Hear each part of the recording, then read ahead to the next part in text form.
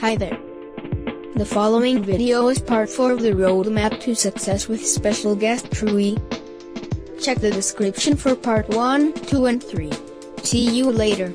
Enjoy. I feel like, I don't know if we're going to stop at no reason. I feel like this is the part where you need to, you know, the good old put eggs in different basket thing. I think this would be the part where you would start thinking about your YouTube videos, for example. Yeah. Right? And it's diversifying. That's actually perfect. I feel this is the part where you, with your experience on Twitch as a content creator, managing different people from all around the world, from all walks of life, you're gonna have like so much knowledge on how to interact with them and how to provide content to them and what makes them happy, what makes them sad, and all of that. I feel like that will. This is weird because I didn't think that would be the outcome, but I feel like, wow, being a proper streamer will make you a pretty good YouTuber, basically. Yeah. That's never thought of that before, actually.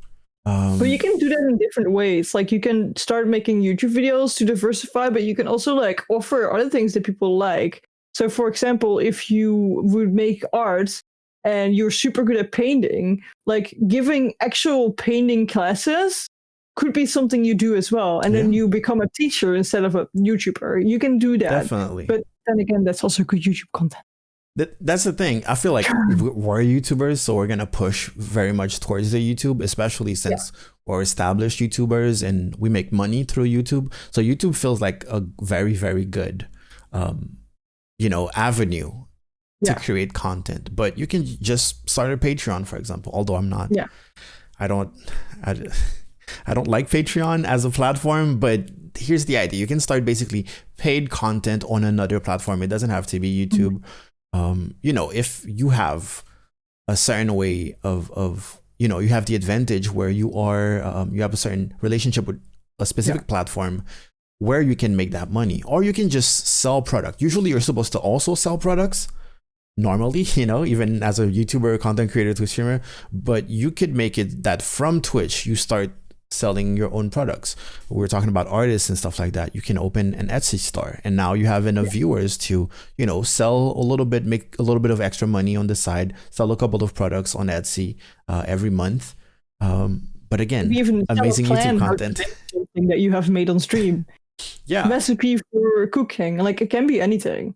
Absolutely. I think I love YouTube a lot because of you can make money through ad revenue, but if you're focusing on one thing, so for example, I don't know, you are a gaming streamer, and you want to keep continuing that on YouTube.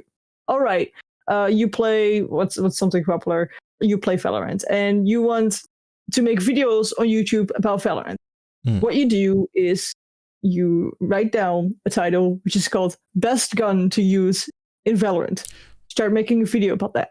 Absolutely. How do you use Sova arrows for best view? Make a video about that. You can answer a lot of questions. And the thing is, if you going super specific, the chance of you getting sponsorships is also getting a lot higher, which probably means that if you are getting really big, talking about Valorant a lot, Riot may come to you. That's right? Oh, Riot, yeah. Okay, not that I'm saying the wrong company here. That would be awkward. They will come to you and say, do you want to be part of a creative program because you're already making a lot of content about that? If you do something else, if you do cooking, maybe a meat company will come to you, or somebody with kitchen equipment will come to you and say, do you want to promote us because you're already making content about this one topic?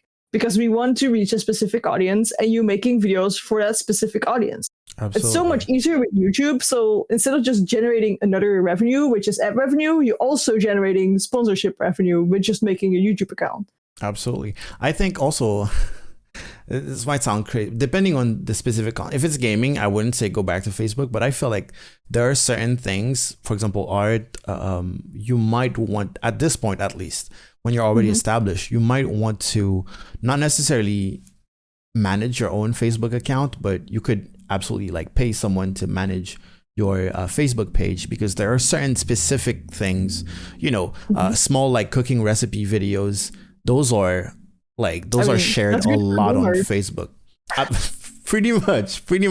It's boomer shareable content. So you want to think about that. Art, time lapses and stuff like that, little short videos that are easily shareable. You might want to go back to Facebook because, at the end of the day, Facebook has a ton of people. And if your content matches that audience, then you also want to be there. But again, I would suggest you pay someone to take care of that and not necessarily do it yourself because it's a lot of work. And at this point, with everything we just listed, you're very busy. You are already very, very, very busy. I think the ultimate goal as a content creator would be paying somebody to just manage your Instagram, your TikTok, that you just make content and then just edit everything for you and put it on there and search tags with it. That would be like the ideal position for you. So you you just make the content and then just spread it out. That's like what you want at the end. But I'm looking for a video editor for my tech channel, for example, because I don't have time to edit my videos. But so first step, what is it that you want? Think about you as a person and if that journey is really for you, if you feel like it's for you, and if you feel like you can achieve anything, if you're not gonna self-sabotage too much. Basically, find a decent name, memorable, short, pronounceable, very important, because people with only consonants in their names, like I'm not gonna remember your name, like VNTZ, like no, we're good. Create your accounts everywhere, basically, just to claim the name at least. Yeah, even if you don't want to do anything on a platform, it's just like later on if you want to do something, like let's say you become the next big streamer, you want to have that claimed. Absolutely. Definitely. So you don't have to have the official or the real and stuff like that. And number 4 is going to be gear. Gear is like complex and we kind of glossed over it, but it's if you're going to invest in gear, to invest money directly, if you have like a small budget, take the bare minimum. As I said, like a ring light and a floodlight should already have you set up. If you already have a phone and you don't have a camera, you can use the phone as a webcam. There's many things, don't be scared of, if your budget is really nothing, look into DIYs, because if you're a creative person, it will not only be useful but also very satisfying to accomplish. But if you have the budget, just look up the right videos. Like, even if you have the budget, don't just type what's the best light and then buy a super expensive light because YouTube said it was the best light.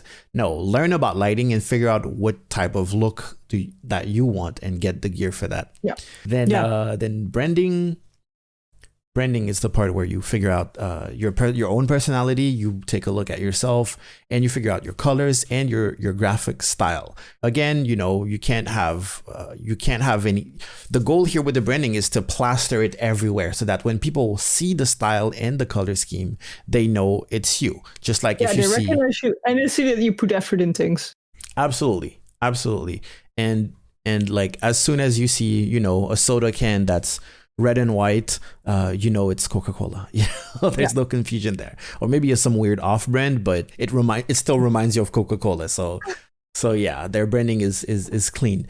6 is going to be reflection and improvement. This is the part where you started streaming and, you're learning about yourself. Of course, you're learning a lot of things about streaming itself. And this is the part where you want to improve. You take a look at what content that you actually provide before you start advertising. Or even networking, before you have all the eyeballs basically checking you out, because you want to spend less time possible producing, unwatchable content, because all the eyeballs that come to your stream at this point will leave and they will never come back. So you really want to have a decent content as fast as possible so that people want to stay forever.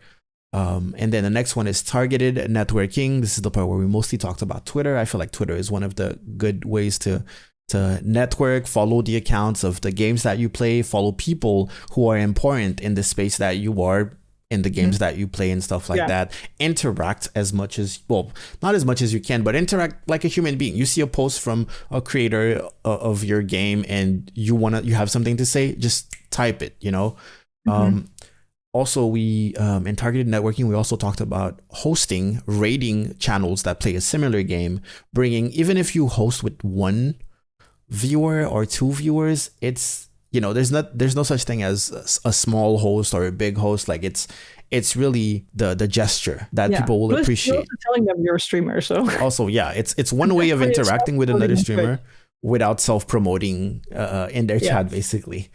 So they know that you streamed the game. Some people have shout outs when they get hosted, and then the shout outs will tell them what game you were playing, or they will just ask you, hey, thank you for the host, how are you, how was your stream, what were you streaming? Those are like the basic lines that people say when you host them. So they basically inadvertently tell their viewers about you pretty much.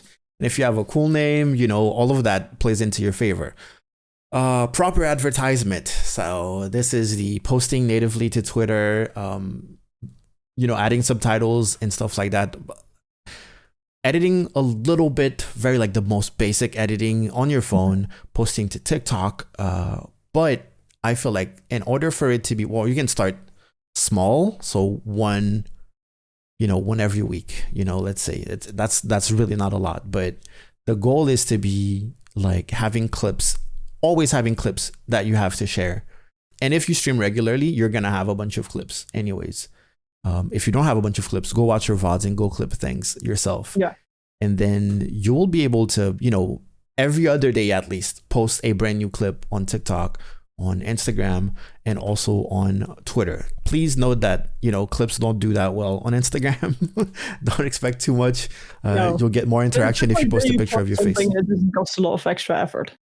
Exactly. So it's fine because you need to spend a minute, 5 minutes, 20 minutes on one clip before you post it, and that's it. And then we have community management. This is the part where you have a small following, you have a bunch of regulars, and you're going to create a space where you can interact with them, a Discord, for example. But this is also the part where you also will know what you want your community to look like and what type of people you want it to include. So this is the part where you start, stepping your foot down, taking control of the show, weeding out, the bad, the bad people for your community, basically. And you're making everyone know, okay, this is who I am, and this is what my community needs to look like. And then on Discord, you can do little things where you hop on voice chat with them off stream. I would suggest actually play some games. I would drop Steam games codes in my Discord from time to time, like pop-up giveaways, just to, keep them entertained and keep them interacting with the community. And there's also this sense of, hey, we are part of this Discord, we are a group, and it feels good usually for people. So definitely reward them. People just talk to you alone, because you want to get people to know each other and not just only you. Exactly. For example, in my Discord, I give Twitch tips on Twitch and also on YouTube, but I make people go to my Discord when they have questions about streaming. Instead of DMing me and making me, type the same tips to everyone in DMs forever, I feel like it's also good for them to have an external point of view, because I don't have the answers for every question. People are like, well, what about this mic? Is it compatible? And I'm like, I don't own this mic. I've never owned it. I can't. But when there's like 2,000 people in my Discord, one of them has this mic and they can help you. And there's sometimes I give advice that also actually I think is optimal, but it's not optimal, and someone will come up with a better advice, and I'll be like, you know what, you're right, now we have better advice. And that's just thanks to the community, basically. It's not math streaming either. It's like it's not like right or wrong. Like sometimes you can blow up doing literally nothing that we just told you, or the other way around, you can feel horrible even though you tried everything. It's not math. It's not like 1 + 1 + 1 is you make it. There's basically trends and tendencies. It's kind of like the social science, basically. We can only tell you, hey, people tend to like this. Yeah. But maybe you're going to be that super niche streamer that does the opposite, and you only have a community of people who hate that thing. In that case, our advice was bad for you, but it was good advice for other people, So definitely do not take everything as if it was gospel. And then step number 10 is going to be diversify. This is the part where, you know what, let's include all the rest, basically. On top of, think about making maybe YouTube videos or other type of content, or see what you can provide to any other platform and try to go pretty much hard. And think about the money too, because we're doing this for someone who wants to go full time. At this point, I think you're making kind of decent, probably not great money on Twitch. So this step is very important, basically, if you really want to make a living and not only rely on Twitch. Just in case you have a bad month on Twitch, you want to be able to have another source of income. So if you have any talents, if you have any services that you can provide, this is where you do it.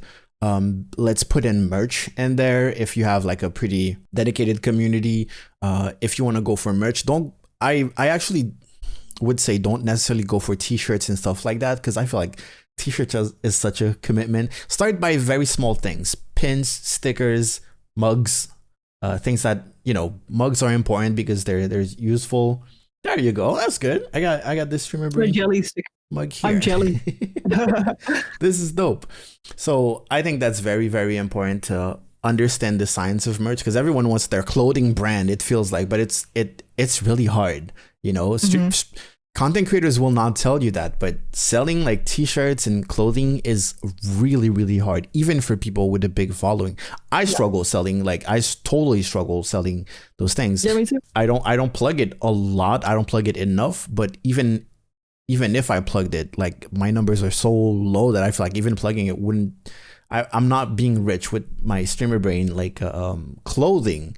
Whereas when I started selling the mugs, people are like, you know what, I drink coffee or I drink tea. This is more useful and this gets more sales. But still, it's not a huge source of income.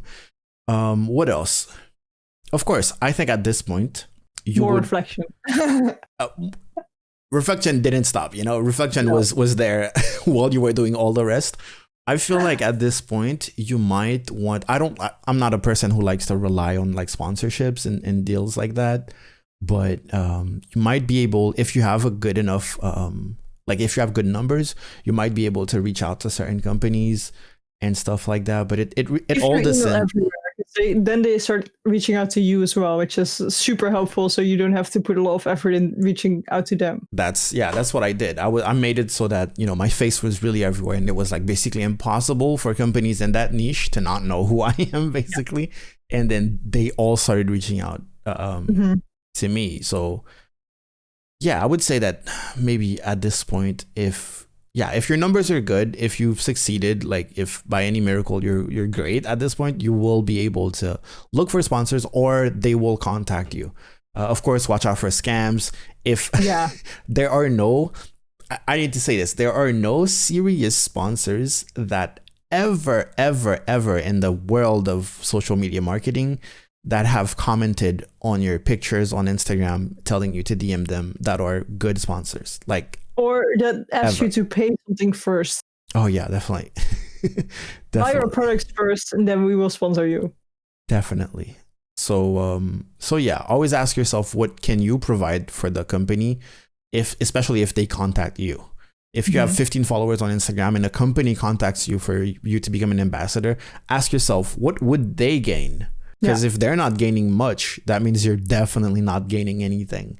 And they just use you as a public billboard, and you're just you're doing advertisement for free for them, basically, to your small community. Anyways, I believe like this is very, very rushed, but I feel like this is pretty much. Yeah, we can talk like an hour about like every one of these steps, but exactly. Well, 10 hours for about every single step, really.